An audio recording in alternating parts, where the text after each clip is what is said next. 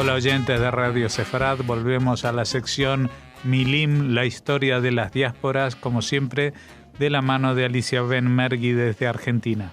¿Qué tal, Alicia?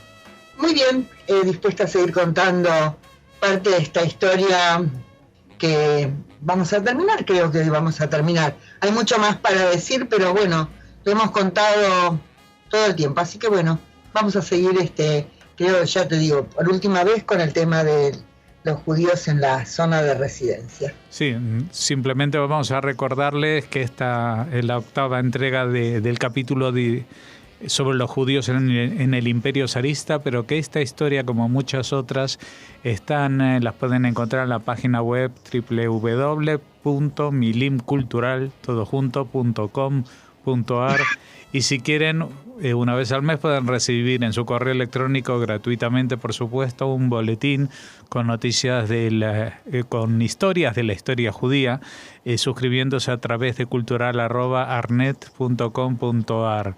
Y claro, hemos hablado de la zona de residencia, de esa evolución histórica, pero no podíamos obviar una parte importante que es el final trágico de esa zona, y a través de una palabra que ha pasado del ruso a todos los idiomas, el pogrom. Tal cual, porque el pogrom ahora en castellano se escribe pogromo, pero la verdad que ver escrito pogromo como que me resulta como extraño, difícil de aceptar. Sí, pogrom. Y estaba leyendo algunos textos y hay gente que dice que no es tan fácil de demostrar o decir que en realidad los pogroms fueron ataques programados por el gobierno zarista especialmente contra la población judía. Bueno, hay gente que necesita más pruebas. En general, para los judíos, el sentimiento y la creencia generalizada era que cuando el gobierno zarista, que realmente tenía bastantes cosas que ocultar y tapar, necesitaba distraer la atención pública, entonces lanzaba ataques contra la población judía, que era el blanco favorito. Así que esta es una historia que, si nosotros no hablamos de los pogroms, no habremos hablado de la historia, de lo que les pasó a los judíos en esta zona de residencia, porque esto empieza en el año 1880 con el asesinato del zar Alejandro, y estos pogroms empiezan a tener lugar porque los culpan a los judíos de que habían asesinado al zar. Por supuesto, los judíos no tenían nada que ver con esta cuestión, pero bueno, entre 1880 y 1881 hubo numerosos pogroms, y a partir de ahí empieza una serie de ataques contra los judíos que no solo se van a prolongar en el tiempo, sino que se van a hacer más intensos en otros lugares. Esto dio como lugar hacia varias cuestiones. La primera, como un sentimiento generalizado en la población judía de la necesidad de crear grupos de autodefensa. Eso fue por parte de algunos. Otros no la tenían tan claro de cómo se iban a defender de los ataques de la población civil, de muchos de los vecinos, o, por favor, de los cosacos, que eran tan odiados y temidos. Y entonces también otra fue el tema del sionismo. El sionismo que propone la salida hacia Israel, y son los Jove Bey Sion los que van a organizar ahí en Palestina las primeras colonias agrícolas, que son estos judíos que se van a ir de los judíos de origen rumano. Todos los que pueden, como pueden, intentan irse, escapar de esta terrible amenaza. Por otro lado, también aparece el bundismo, hay toda una ideología. El budismo tiene mucho que ver con la cuestión de la autodefensa.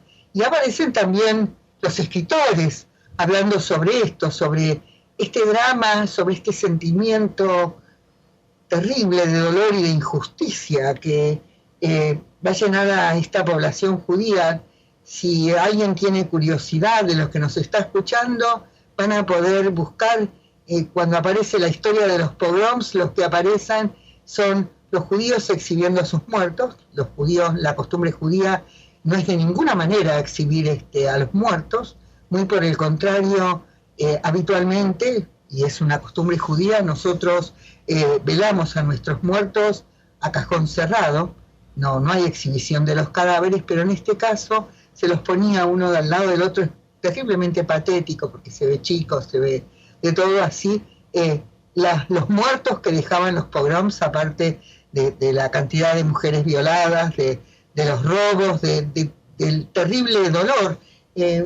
Una señora me contó que un tío abuelo de ella se quedó mudo, nunca más habló del miedo que le quedó de esto que había padecido. Entonces lo que pasa es que en la historia, en la memoria judía, y por favor que nadie piense que yo estoy victimizando, que es algo que se acostumbra a veces a decir de los judíos, o estoy apelando al dolor, pero es algo muy terrible pensar que la población, el lugar donde vos estás viviendo, la gente de repente puede avanzar y puede ejercer actos de violencia terrible contra uno. Además, yo soy descendiente, mi abuela me contó. Así que en mi memoria está eso de lo que me habló mi abuela. Y entonces, lo que pasa es que después vino la Shoah, y la Shoah fue algo tan espantoso que esto se habló menos. Pero una vez estuvo aquí Haim Mamni, que supongo que ya debe ser muy mayor, pero para mí Haim Mamni fue un historiador extremadamente respetable. Yo tenía mucha admiración de él, no solo porque tenía una forma de exponer donde uno puede aprender muy rápido, sino que además lo hacía él, que está bien, había ido a Israel de cuando era chico, pero creo que era de origen austríaco, su hebreo era impecable, pero también el castellano en el que él hablaba era muy claro. Y él dijo que si el mundo se hubiera opuesto y se hubiera horrorizado tanto con el tema en el nazismo, de cómo se indignó contra los ataques que realizaron las fuerzas del zar, tal vez el destino de los judíos hubiera sido otro. Lo cierto es que hubo pogroms terribles, y uno de ellos tuvo lugar en Kishinev en 1903. Tanto fue así que Bialik, un notable escritor judío, escribió un texto sobre el dolor y la ira, sobre el dolor y la indignación y el enojo, me imagino. Después tuvo otro pogrom, que fue en Gomel en 1903. Y entonces acá hay otra historia que empieza a tener lugar, que es entre 1905 y 1907. Esto está relacionado con la revolución, los movimientos revolucionarios. Se aparecen los 100 negros, los que matan judíos a mansalva. Esto se dice que matan a judíos, a gente que ellos consideran de la izquierda, a maestros, pero es verdaderamente despiadado. Y siempre me acuerdo que yo estaba leyendo una publicación norteamericana de cómo los judíos que vivían en el Upper West Side, los judíos oriundos de ahí, y en general la colectividad, cómo hizo una colecta general para ayudar a los judíos de Kishinev, y creo que también los vecinos, que eran los chinos, ahí también colaboraron y ayudaron para poder mandar plata y poder hacer algo por esa pobre gente que había quedado tan devastada, porque el tema no eran solamente los asesinatos y los robos, sino los incendios, y me equivoqué, dije los asesinatos y las violaciones, también eran los robos, los incendios. Esa gente se quedaba sin nada. Y mientras tanto se preparaban había algunos que se preparaban para resistir, para organizar fuerzas de rechazo y para poder combatir, porque lo que se trataba de inculcar a los judíos es decir, no se dejen matar así impunemente. No obstante, en 1906, en Bialystok, hubo un pogrom terrible donde fueron asesinados 70 judíos. Y la vez pasada yo trabajo con PowerPoint, y entonces cuando uno busca material aparecen cosas que uno no busca. Y entonces encontré uno de un pogrom que tuvo lugar en Ekaterinoslav, o Yekaterinoslav, como les guste más nombrarlo. Y tuvo lugar en el año 5. Y mi familia llegó acá en abril del 5. Y entonces de este pogrom se escapó mi familia, porque ellos vivían ahí en Ekaterinoslav y todos estaban esperando ese próximo pogrom que tuvo lugar. Y voy a decir algo bastante amargo y sarcástico, pero bueno, tiene que ver con mi propia historia familiar. El otro día estaba mirando, no sé si te lo conté, Jorge, estaba mirando una página muy linda que están editando en Ucrania. Y se supone que hay muchos judíos que están ahora que los judíos van a Ucrania, van sobre todo a su capital, aunque me parece que no la deben estar pasando. Estuve leyendo el diario y no la están pasando demasiado bien en Ucrania ahora, con el tema de los rusos y en Crimea. Y entonces me causó pero muchísima gracia, una gracia amarga, donde contaba que los ucranianos y los judíos siempre se habían llevado bien, y que había una serie de mitos que enturbiaban esas cariñosas relaciones que hemos mantenido. Entonces, cuando yo le cuento a la gente ahí en la AMIA donde trabajo, le digo, y debe haber sido que mi familia estaba loca y yo no me di cuenta, porque realmente hay que tener estómago para poder decir eso. Que supongo que a sus descendientes les hubiera gustado que eso no hubiera sido así. Bueno, me imagino que sí. A mí tampoco me gusta escuchar de judíos ejerciendo la crueldad o algo por el estilo. Es doloroso y es desagradable, pero bueno, formó parte del pasado y de esta verdad. Y bueno, estos pogroms se prolongaron muchísimo, y durante la Primera Guerra Mundial los judíos vivían ahí, ya lo conté muchas veces, pero puedo volverlo a contar una vez más. Vivían ahí en la zona de residencia, que fue la zona donde se libraron la mayor parte de los combates. Y entonces encontré información donde dice que el alto mando militar ruso desconfiaba de los judíos, así que ejecutaba en forma sumaria a los judíos tal cual como les placía y les daba la gana, bajo la sospecha de espionaje presunto. También tomaban rehenes, y también realizaron grandes expulsiones en masa, y es ahí que por primera vez los judíos entran en territorio ruso. En 1917, después de la revolución, desaparece, ya se termina la zona de residencia, y los judíos van a entrar a vivir por primera vez en la Unión Soviética, porque ya no es Rusia, es la Unión Soviética. Y también ahí podríamos hablar de terribles cuestiones que padecieron los judíos en la guerra civil rusa. ¿Lo contamos, Jorge? ¿Tenemos un ratito? Si quieres, sí.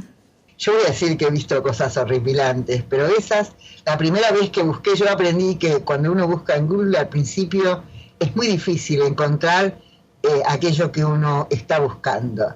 Pero la segunda vez encontré cosas así inimaginables, y se ve que alguien se tomó el trabajo y fotografió, y hubo hasta quien filmó todo eso. Bueno, lo que les pasó, siempre que cuento la historia trato de ser justa.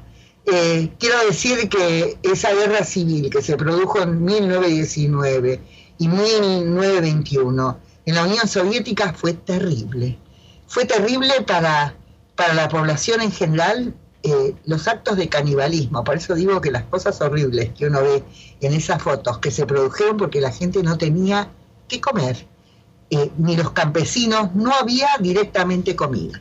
Ahora, ahí desaparecieron numerosas poblaciones judías, porque estas eran aldeas que eran atacadas por los distintos ejércitos. En el texto, un texto que yo me encontré, y ahí uno tiene que darse cuenta siempre quién escribe y qué es lo que cuenta y por qué lo cuenta, es la ideología de quien lo está escribiendo. Entonces, por ejemplo, se dice que, bueno, entre los grupos estaban los que combatían, los rojos y los blancos, estaban los nacionalistas ucranianos y también los polacos. Los polacos, fue una guerra muy grande que hubo en ese periodo y algunas cosas Rusia las perdió a manos de los polacos. Ante algún punto también los soviéticos llegaron a estar cerca de Varsovia. Esa fue también una guerra bastante dura y difícil, donde lucharon también muchos voluntarios polacos venidos de Estados Unidos y desde el extranjero. Después hubo un ejército voluntario antibolchevique estaba capitaneado por Denikin, y otras las fuerzas ucranianas que estaban capitaneadas por Petliura. Y esas fueron para los judíos de las más terribles.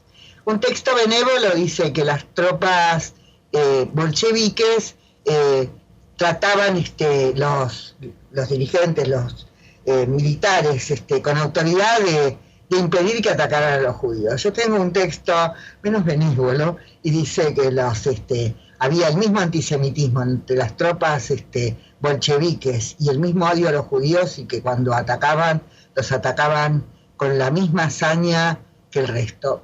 La verdad, quién sabe, estará tal vez en el medio o tal vez no, o depende quién capitaneaba, pero lo cierto es que cuando le pide Lenin estaba pensando en, ¿cómo se llama? Quien capitaneó el ejército ruso, que lo llevó a la victoria. Trotsky. ¿Cómo se llama? A Trotsky. Le pide que se quede, le pide por favor que no se vaya, que no lo abandone. Trotsky, que no se sentía pero para nada judío, o por lo menos nunca se le notó, le dijo: yo no puedo, soy judío, a mí no me quieren. Más o menos eso fue lo que le dijo. Y también otro, que también era un gran militar, que creo que era Jaffe, que también le dijo, él no era tanto judío como, me olvidé la variable que existía en Rusia de judíos, y le dijo lo mismo: no me puedo quedar, no me quieren porque soy judío. Lo cierto es que esto fue muy dramático para los judíos. También es cierto que cuando uno lee la historia, se ve que cuando los judíos se pueden escapar y se van, nosotros todos vivimos El violinista sobre el tejado, mi familia se escapó en el 5, se van escapando. La mayor parte de los judíos no se escaparon, se quedaron.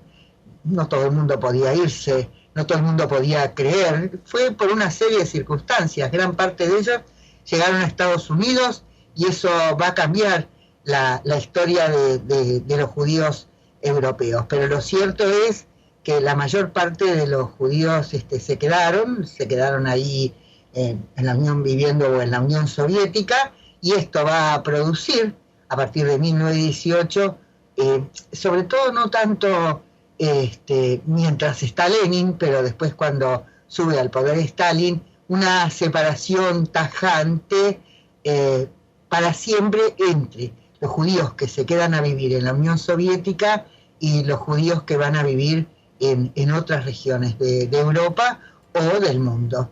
Y aquí va a ser un cambio muy grande que va a tener lugar en la historia del judaísmo.